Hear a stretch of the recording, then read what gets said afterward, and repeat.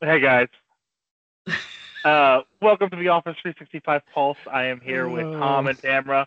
Jen is not able to join us today, but we have the three of us to bring you updates coming from the world of Microsoft 365. Have probably what's going to be a relatively short show today. The lists are not too long, and there's a lot of specifically technical features that aren't necessarily that exciting. Um, if you haven't watched us too much, we always go through a couple different fields. We will start talking about in development. In development is when stuff first reaches the roadmap and they've announced them as features. From in development during the release cycle, it releases to rolling out, which means it's somewhere actually coming live in its hands. That can be everything from people who've signed up for it as first release all the way till it's 90% of the people have it, but the people who say we don't want changes to the very end don't. And then finally it goes to launched. Once something reaches launched, everyone in the scoped clouds should have it because certain features are only scoped to specific clouds. And then finally, once in a great while, we have a couple canceled. We do have a couple canceled this week, so we'll mention them, but normally those aren't too exciting. But so we'll go ahead and get started with in development. Tamara, you want to go ahead and kick us off? Sure, Microsoft Stream seek bar thumbnails for Teams meetings recordings. So this feature adds the seek bar, a preview of thumbnails to Microsoft Stream's video player. The thumbnails provide a preview of the video content when hovering over the player's seek bar at a certain timestamp. Currently, it will only be made available for Teams meeting recordings. So that is coming out to GCC, DoD, GCC High, and worldwide in October of this year. Basically, everyone. Yeah, everybody's getting some love. Go ahead, Tom. What do you like? I had a couple that I will mention. One, when I first read it, it's like, but that's what Copilot is. And the title of it is Microsoft Copilot. Use Copilot to search for answers on the web. Okay, I thought that's what we were doing with Copilot, but it's using Copilot in Excel to search for answers from the web and then add those answers to your Excel workbook.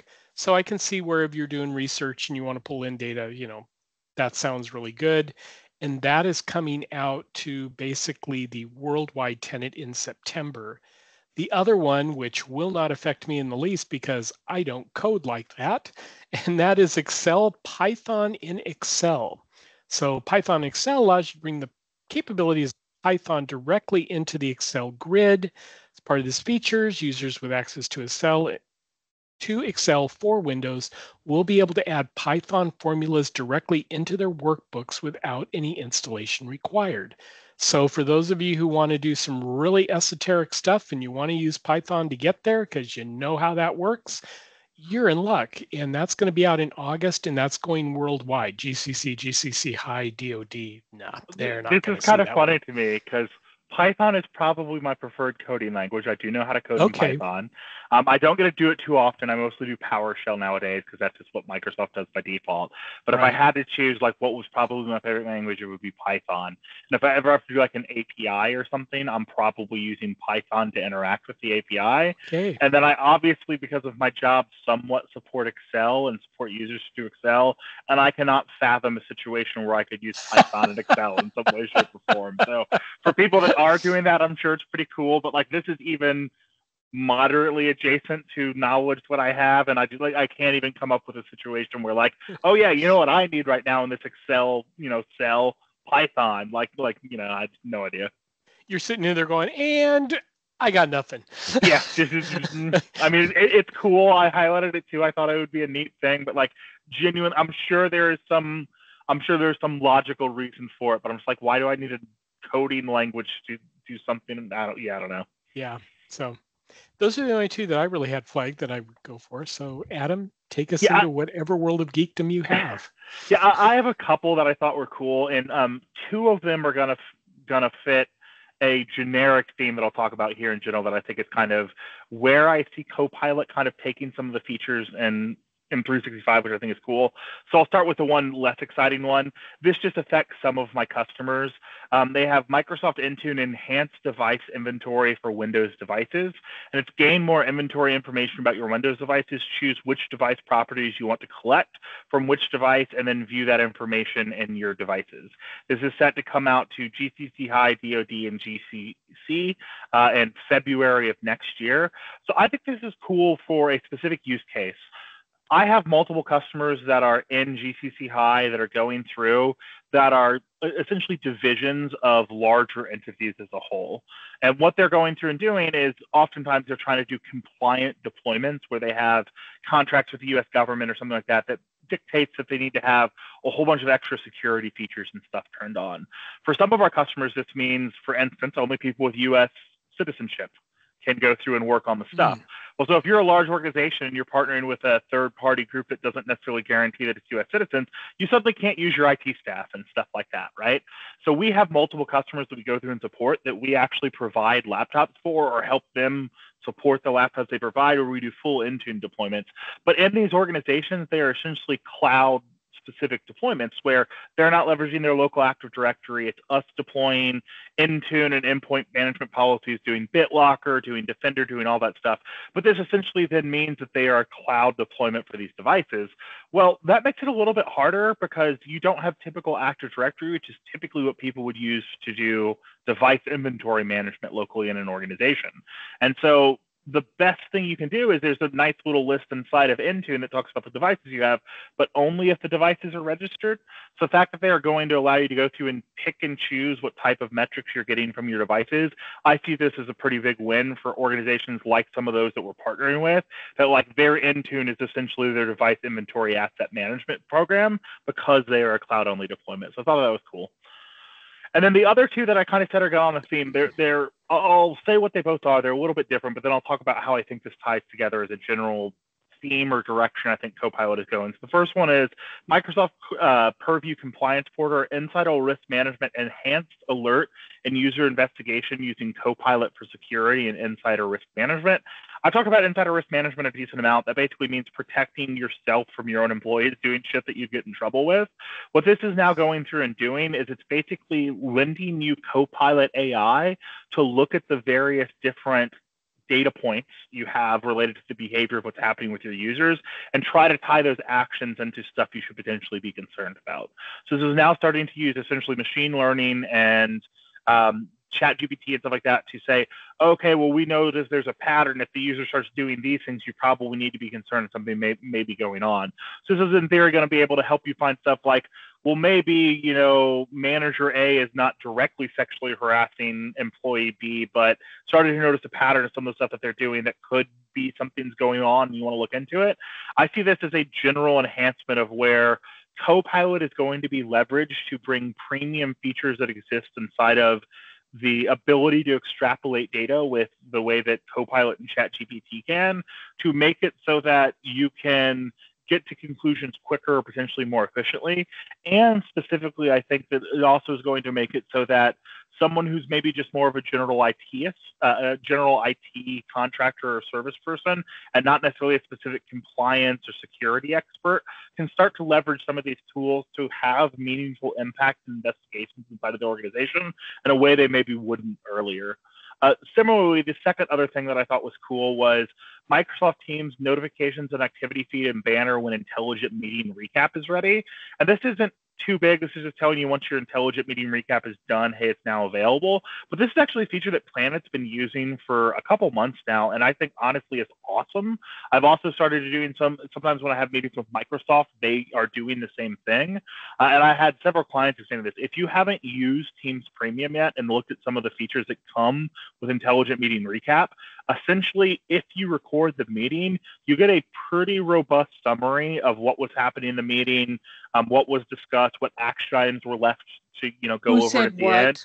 Yeah, and it's honestly impressive. And like I even understand the logistics of what's going on. And I still kind of get like a little schoolboy every time I see the meeting recaps when they come out. Like it's something that genuinely saves a bunch of time. And again, this is the same type of thing of a premium feature that is leveraging ChatGPT and Copilot to take work off of your plate in a way that's going to extrapolate data and make it more meaningful to you. I think it's pretty cool. I think it's pretty indicative of the future direction that Copilot is taking stuff with M365.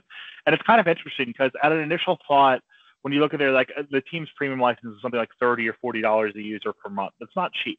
But you look at what's going through and happening with it to go through and do it to leverage this thing. And then you think, okay, well, let's say I just have 4 meetings a month that I summarize. If I spend an hour getting a summary of that meeting and having to go through and send it out, I easily pay for that with one of my employees saving 4 hours in a month easily. And so that's one of the things that you can really start to look at how it can extrapolate going through. I think it's really cool and indicative of the ways that Copilot is going to, in many ways, potentially change stuff for the better by lightening the load. And by, again, I think this is another perfect example. Let's say I'm a smaller organization. I maybe don't have the money to hire a full-time assistant or have someone that can go through and do that. Maybe I'm a team that has 2 techs that are working for me because that's all I can afford to pay, and we don't really have someone that you traditionally think of as like an organizer. Well, I can buy Teams Premium and have my meeting summarized, have action items clearly defined in there, have stuff we can go through and do, all for just a license. Seems pretty cool, and again, I think bigger of a global trend. Great. There were 2 other things that I wanted to mention in development. Go for it. One is Microsoft Teams sensitivity label support for town hall and webinars. I think this is really important. So this feature will now allow event organizers to set sensitivity labels for town halls and webinars. These labels are visible to organizers when creating an event instance. Once selected, and notify organizers if details of the event being created are not valid for the selected sensitivity. So I like that it lets you set it up, but it also kind of does that check for you. And that is coming out to worldwide and GCC in September. And the other thing I wanted to talk about was Microsoft Teams. External presenters can now join on mobile. This update allows presenters who were invited using the external presenter feature to join through their Android or Apple Teams client. So the Android and iOS. So I think that's pretty slick. One other thing I wanted to mention that came out of development and has launched now is the ability to duplicate a webinar. I am in love with this feature. It literally saved me about an hour and a half to 2 hours because I had to set up 6 webinars with all the same information. The only thing that was different was the date and time. And this saved me about an hour and a half putting together everything, putting all the settings in the right place, and even doing the meeting options. That carried over too. That's pretty awesome. That is really cool. All right. So let's go ahead and move on to the next step in our rollout cycle, which is rolling out. Tom, you want to start us this time? Sure. So Microsoft Copilot in Excel, formula conditional formatting. So Copilot is going to be giving you additional support for complex conditional formats beyond the basic top and bottom or conditional operators. For example, Copilot analyzes 2 factors when highlighting all the rows where the product is bikes and sales are greater than 100. So I think using Copilot within Excel, and I think that's one of the prime things that people are going to love, is that it enables you to do things that are a little bit more complex that you may have a hard time either figuring out on your own or doing it through the user interface. Copilot is going to be able to set you up with formulas that will work out really well for you. Along those same lines, they also have one that's rolling out, which is preview and apply changes suggested by Copilot. So previously, when you said, hey, make a change to this particular table, Copilot go, okay, boom, there it is. You're going, go back. I don't want that. Undo. Yes, I know that's what I asked for, but that's really not what I want. Now Copilot will respond with the description of the plan changes along with a button to apply Users can then choose to refine before applying. This provides more user awareness and control over Copilot's changes. I think that's great. I've used Copilot, or I've had one of my coworkers use Copilot a couple times to get something off of an Excel spreadsheet that I'm like, yeah, it's not going to be able to do that. Oh, wow, look at that. It just did what I didn't think it could do. But in that case, it just went out and went, boom, finished. It would have been nice to be able to see those things, have it tell us how it did that, and then actually give you the ability to go apply it. So good I stuff. can remember with completely different product, but when Sway first came out, I spent 2 to 3 hours putting together a Sway presentation, kind of go over Sway with one of our clients and gone through and did it. And then one of the things I wanted to talk about in the Sway function was they had the recommend design elements or design elements thing back in the day where you could click on it. It would like change the look and feel of your Sway for you. But it didn't have like a prompt to you to do it. If you clicked it, it just did it, and there wasn't an undo button. So I spent like 3 hours going through putting together this Sway presentation on everything, and then like tried the button, and like it was still usable, but it wasn't at all what I designed and looked completely different. It was just like, oh god, I didn't want to go back and manually change again. So I'm always going to be on board with the approve and preview changes. There you go. Tamara, anything you want to talk about? Microsoft Clipchamp brand kit, extended elements and tenant-wide rollout. So the brand clip or brand kit, as some people call it, enables everyone to create and share brand asset collections, including colors, fonts, and logos, to easily apply brand elements while creating. This release adds support for images, backgrounds, stickers, videos, and audio asset types. An organization's official assets can now be rolled out tenant-wide via SharePoint organization asset libraries. So the brand kit creation, sharing, and manual usage is being made generally available to all Clipchamp for work accounts for users with standard access. And that's rolling out worldwide. So why don't you go ahead and let people know what Clipchamp is again, too, since it's one of the newer products. Good point. Clipchamp allows you to create and edit video content. So it's a new swipe at that. It works well with SharePoint. Yep. What else would you say, guys? I mean, I would. Oh, go ahead. No, go ahead, Tom. I was going to say, to me, it's when you had the Stream Classic version, you used to be able to do things like trim off the beginning and end of a video. And when we went to stream on SharePoint and OneDrive, you lost that ability. Well, Clipchamp was Microsoft's answer. They went out and bought this product or licensed it. I don't know exactly what the thing was on that one, but they brought it in. But beyond just, oh, look, you can trim the front and the back. We've got Clipchamp. Yay.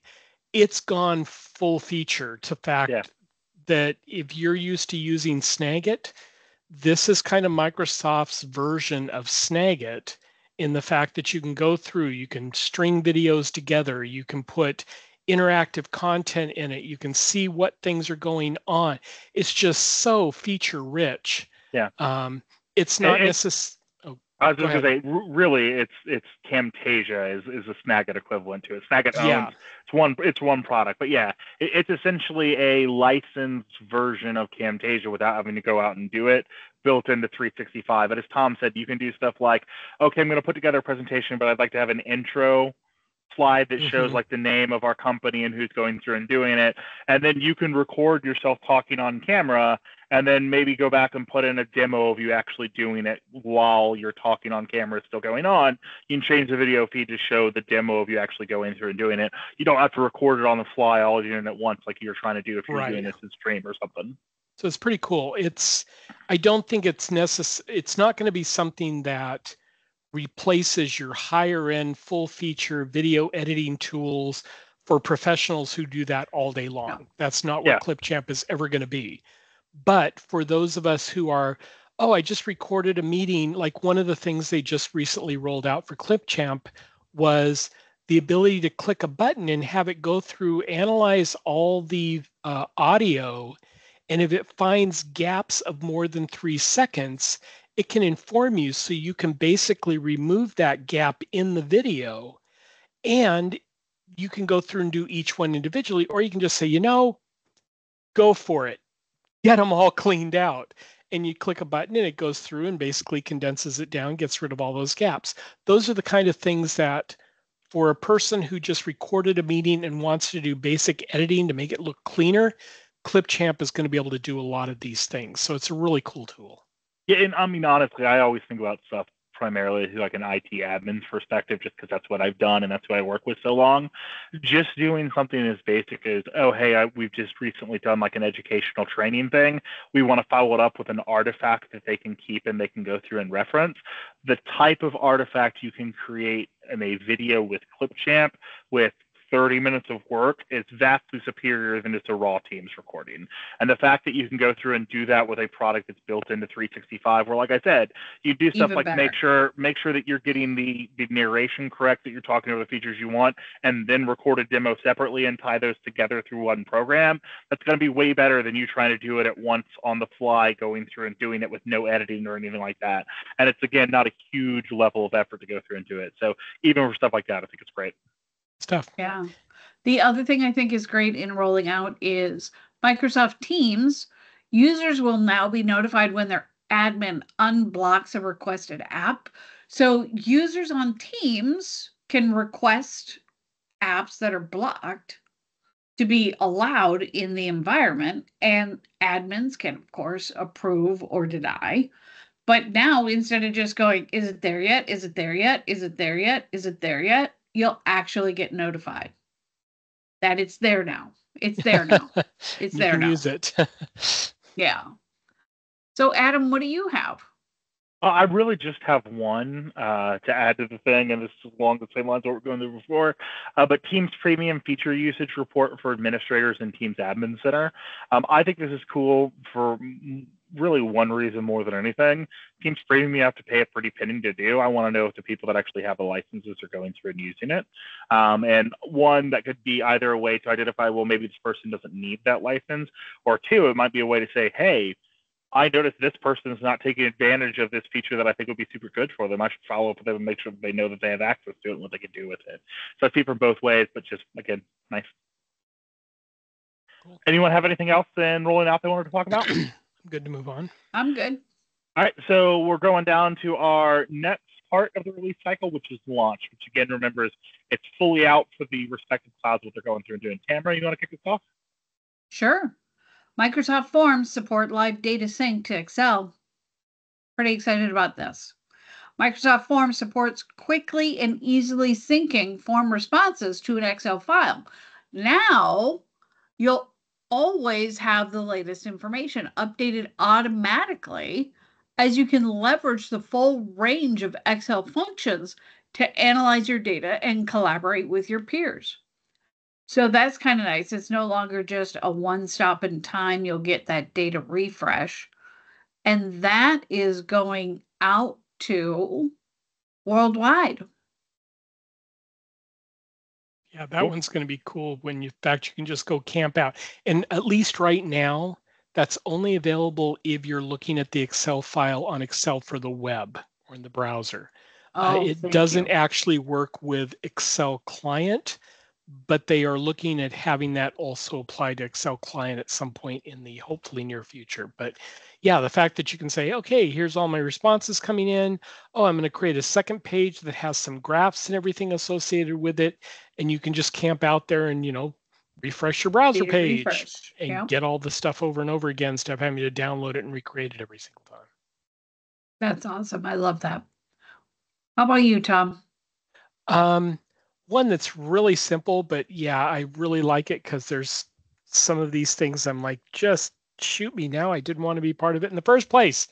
And that is Microsoft Teams turn on and off notifications for a post. So you're finally going to be able to opt in or opt out of receiving notifications for a specific post in a channel. Somebody will put you in there and you're like, okay, I can ignore it. and the sucker goes viral, and everybody's like, "Oh, haha, yeah, joke, hey, graph, it's like, leave me alone, people. I don't want to be pinged with every single addition to that particular item." Yeah, So I you can can think sit there of and say, being "Leave in me out my of old this." being in my old company where I was in a division of 400 people, and someone would post like a happy birthday post for one of the managers, and it's just the whole day. Just 75 happy birthday notification posts coming up. I That you don't want to see don't it. need to, like, I'm happy for that person. I might send them a message on my own, but I don't need to be notified By the end of the every day, time I someone don't goes like to that the person at all. Yeah, yeah, 100%. So those were the only ones I was looking at. So Yeah, I have nothing to add. We had a fairly short period of launch. Do you have anything else, Tamara? The only other thing is speaker recognition and attribution for all team rooms on Windows. So I just am amazed that it's able to do this. Intelligent speaker recognition is being enabled for all Teams rooms on Windows environments with intelligent speaker. Well, we don't know if they're intelligent speakers. Come on. Intelligent speakers or an existing speakers via the cloud.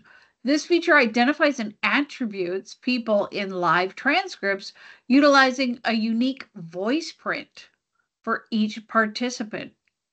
Yeah, so how it does this is Copilot. pretty cool. So How like does it do it? Yeah, so like if I ask Tom a question and I say, "Hey Tom, what do you think about this?" and then he starts talking, it will build a unique voice profile and associate that with Tom because I asked Tom a question. And so therefore when it hears that voice profile again in the future, it will associate that with Tom. And then it literally goes through and uses AI and does like common sense. So like let's say there's the three of us in a meeting and I asked Tom a question and Tom answered, it would then say, okay, well then there's Adam and Tamara left. It would say, well, most likely Adam's going to be a deeper, more masculine voice versus Tamara's going to be a more feminine one. And so we'll make an educated guess if it doesn't have other context clues going to from there. But it basically will like literally pay attention to what is said during the meeting and build out voice profiles and associate them with random people, going even so far as to take into account stuff like their job title and stuff like that. It's pretty cool. So see, what I really would have liked to have had happen though is to have Microsoft do testing on this and bring in Robin Williams and let him just cut loose with his voices and accents. We've got a meeting of 47 people. Like, no, there's one. Yeah. I'm sure he could confuse the AI. Oh God, that would have been hysterical to watch. Yeah. So we have 3 canceled today. Does anyone want to go over the 3 of those? Sure, I'll take them. Okay, great. Go for it, Tom. Okay, so one of them is a we pull it back, and the other 2 are basically duplicates. First one that they're pulling back is Microsoft Purview Compliance Portal, Communication Compliance Detect Managerial Harassment. So this was something that was supposed to monitor communications and stuff, kind of the Big Brother type thing. This feature is currently back under review and is not being scheduled this time.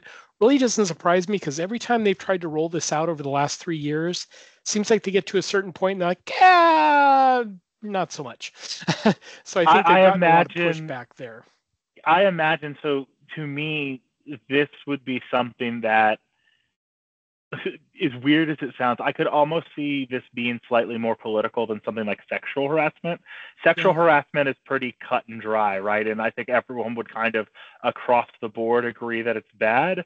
I could see situations where Microsoft identified like, oh, well, maybe the superior was being too harsh or something, and the superior would feel like, oh no, like they were just, like they're just a stern leader or something, or they have expectations on what's done. And I could see people genuinely getting upset with Microsoft if they felt like, because let's be real, the people that would be most likely to be identified by this would be the leaders of the organization. So I could see them getting upset if they felt like they were incorrectly associated with something like this. Now, you'd like to think someone would maybe have introspection and be like, well, maybe I was talking too harshly or something. But with this, I think it's something that, especially in American work culture, not that everything is true of America, but especially in American work culture, I think to a certain extent, having a harsh conversation with your boss isn't that abnormal as long as they're not outright abusive. And I think it'd be hard to develop an algorithm that could determine, because like it doesn't, the call doesn't necessarily have to be them calling you names in order to be abusive, but figuring out that balance and understanding that expectations inside of that workflow I could see being difficult to attain. Whereas again, I think something like sexual harassment has enough of a stigma that everyone across the board would say, oh yeah, no, we want to be notified if there's potential sexual harassment going on, and I also think you could be much less defensive if they think that you're sexually harassing someone. Like, probably you need to change your ways versus, oh no, well, like, that's just how I manage style of a thing. Well, and they talk about here, they say customers will be able to monitor offensive, inappropriate communications are occurring in a hierarchical imbalance where customers may wish to explore potential root causes of conflict in their respective organizations. So yeah, they're basically saying, yeah, this person's like 3 levels up below, or above the person that they were talking with. And it seemed like there was some harassment or offensive behavior going on with that kind of a discrepancy. So that's going back in the back burner for right now. I'm sure it will be visited at some point in the future. The other 2 are just duplicates, and that was Word automatic summary of documents on file open in Word, which I think is really cool. They're throwing this one out, but it's because it's already out there under another number. So I'm looking forward to seeing that when it makes it out. And the other one is Microsoft Copilot, automatic summary of documents on file open in Word. So I'm thinking those might be similar-ish in nature. The number that they're saying it's a duplicate of, both of them are a duplicate of another one, neither of which these 2 are. But I'm guessing those are both kind of the same thing. Features, yeah. So at some point, if you're dealing probably with Copilot, you'll be able to basically open up a Word document, get a little pop-up summary of it, which is really nice if you're sitting there staring down a 50-page Word document that you really don't have the time to read. So cool stuff there. And that is it for our roadmap this week. Thank you for joining us for the Pulse, everyone. Thanks. Sounds good. Bye, everyone. Bye.